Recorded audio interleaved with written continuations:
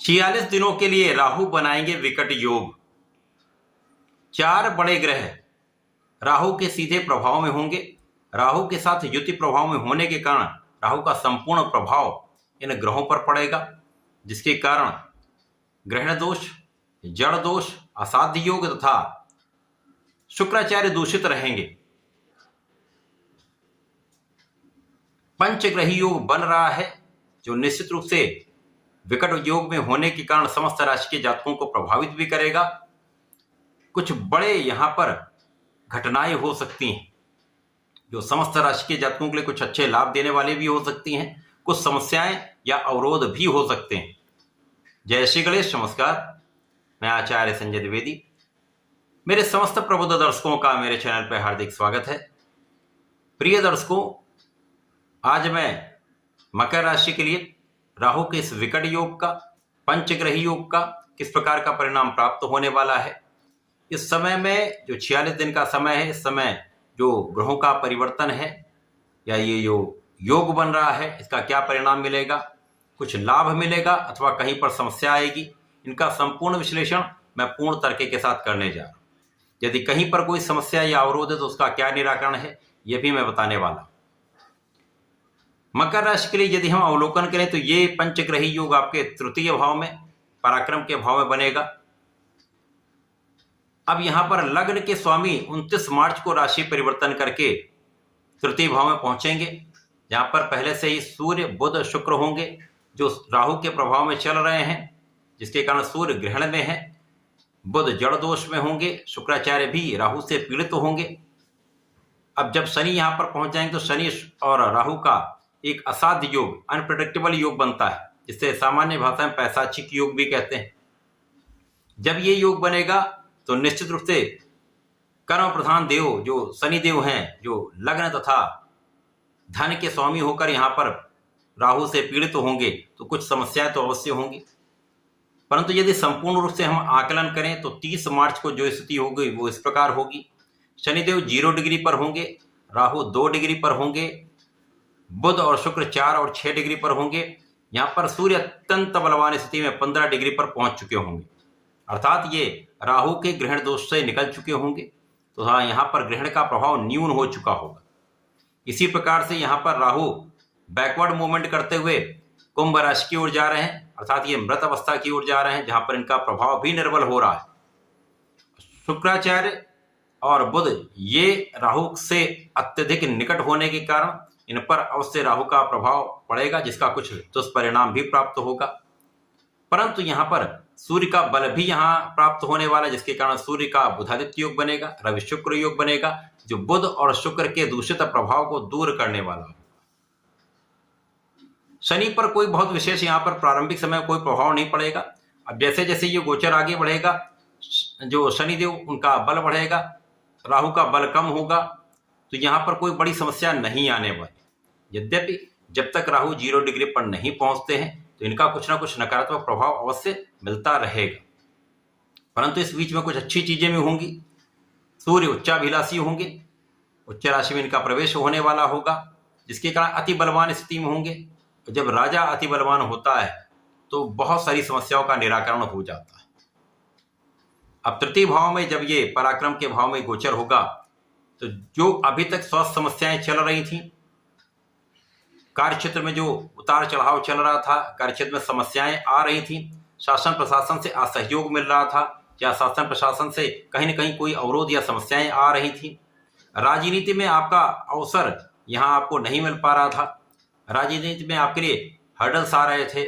इसी प्रकार से व्यापारिक भाव भी यहाँ पर निर्बल हो रहा था, व्यापार में उन्नति का योग नहीं बन पा रहा था। तो हाँ, यहाँ पर ज्ञान का भाव, संतान का पक्ष भी यहाँ पर पीड़ित हो रहा था, जिसके कारण आप बहुत अच्छे निर्णय नहीं ले पा रहे थे। ज्ञान का भाव दूषित होता है तो आपका निर्णय सटीक नहीं होता, विवेकपूर्ण निर्णय ना होने के कारण उतना लाभ आप नहीं ले पाते। इसी प्रकार से जो संतान के पक्ष की समस्याएं चल रही थी, संतान से कुछ क्लेश चल रहा था अथवा संतान के स्वास्थ्य में कुछ समस्या चल रही थी, ये समस्याएं अब दूर होने लगेंगी, क्योंकि सूर्य का बल यहां पर इन दोषों को दूर करने वाला होगा। नौकरी में जो समस्याएं आ रही थी अथवा नौकरी जिनकी चली गई थी, उनको नौकरी के नए अवसर मिलेंगे। नई नौकरी की प्राप्ति हो सकती है, अथवा कार्य क्षेत्र में आपके अवरोध दूर होने लगेंगे। व्यापारिक पक्ष में जो निर्बलता आ रही थी वो दूर होने लगेगी, जिससे आपके व्यापार में गति आने लगेगी। यद्यपि यहां पर थोड़ा बड़ा कुछ अवरोध रहेगा, कुछ समस्याएं रहेंगी, परंतु पूर्ण रूप से कष्ट का योग यहां पर समाप्त होने लगेगा। अब कर्म प्रधान शनिदेव हैं, जब ये गोचर करना यहां पर प्रारंभ करेंगे तो यहां पर कुछ अचानक कुछ वृद्धि का तथा अचानक कुछ हानि का योग बनता है, परंतु कोई बड़ा यहां पर कष्ट का योग इसलिए नहीं क्योंकि शनिदेव प्रारंभिक समय में मार्च में तथा अप्रैल में बहुत कम डिग्री पर होने वाले हैं, जिसके कारण बहुत कुछ नकारात्मकता प्राप्त नहीं हो। अब क्योंकि लग्न के स्वामी हैं तो लग्न अस्थिर हो जाती है, तो मन का डिविएशन यहां पर हो जाता है। अब जड़ दोष भी है, जिसके कारण बुद्धि एकाग्र नहीं हो पाती, तो कहीं ना कहीं कुछ मन की अस्थिरता आपको तनाव दे सकती है। स्वास्थ्य में कुछ थोड़ी समस्याएं हो सकती हैं। यहां पर आपको अपने स्वास्थ्य का ध्यान रखना चाहिए तथा बिना कारण तनाव से बचना चाहिए। जैसे जैसे सूर्य का बल बढ़ेगा, सूर्य उच्च राशि में जाएंगे, इसी प्रकार से अप्रैल माह में बुध का भी राशि परिवर्तन होगा, शुक्राचार्य भी बलवान होकर वक्री से मार्गी होंगे तथा राहु 0 डिग्री की ओर पहुंचना प्रारंभ करेंगे तथा शनि का गमन मीन राशि में आगे की ओर हो जाएगा तथा इनका बल बढ़ने लगेगा। तो निश्चित रूप से आपकी स्वास्थ्य समस्याएं भी दूर होंगी, मन का तनाव दूर होगा, आपके सामर्थ्य में वृद्धि हो जाएगी, आपके नेतृत्व की क्षमता में वृद्धि हो जाएगी, आपके कार्य क्षेत्र में आपकी स्थिति पहले से बहुत बलवान होने वाली, आपके व्यापार में आपकी स्थिति बहुत अच्छी रहने वाली, व्यापारिक गति आपको धन दिलाने वाली हो, धन के मार्ग बनेंगे, धन की समस्याएं कम हो जाएंगी तथा जैसे जैसे ये गोचर आगे बढ़ेगा, राहु का गमन द्वितीय भाव में होगा तथा शनि जो 5 डिग्री पर आएंगे तो बलवान हो जाएंगे, जिससे आपके धन की समस्याएं दूर होंगी, धन का मार्ग बनेगा, पारिवारिक सहयोग मिलेगा। यहां पर भाग्य का साथ मिलना प्रारंभ हो जाएगा। जब भाग्य का साथ पराक्रम के साथ मिल जाता है तो आपके लाभ कई गुना बढ़ जाते हैं। यहां पर आपका लाभ बढ़ जाएगा, आपके धन वृद्धि का आपको अवसर मिलेगा, सुख साधन आपके बढ़ेंगे। और केवल यहां से आपको ध्यान रखना है, आपको अपनी वाणी पर बहुत नियंत्रण रखना होगा, क्योंकि राहु द्वितीय भाव में जाएंगे तो वाणी को दूषित करेंगे। पारिवारिक भाव के लिए विशेष रूप से राहु का ये प्रभाव दूषित होने वाला है, अतः परिवार के मध्य में आपको बहुत सोच विचार कर चलना चाहिए, प्रेम बनाकर रखना चाहिए, किसी भी प्रकार के विवाद से बचना चाहिए। परंतु शनिदेव का प्रभाव आपको महापराक्रमी बनाएगा, आपके भाग्य में वृद्धि करेगा, आपके सुख साधन बढ़ाएगा, आपके लाभ की मात्रा को कई गुना बढ़ाने वाला है। इसी प्रकार से इस समय में सुख साधन निश्चित रूप से बढ़ेंगे। सूर्य और बुध का बुधादित्य योग आपके कार्य क्षेत्र में कई गुना उन्नति कराने वाला होगा, अच्छे लाभ का योग बनाने वाला होगा, पद का लाभ कराने वाला होगा तथा राजनीति में एक बड़ा अवसर आपको देने वाला होगा। राजनीति में यदि आप हैं तो यहाँ पर बड़े पद की प्राप्ति हो सकती है।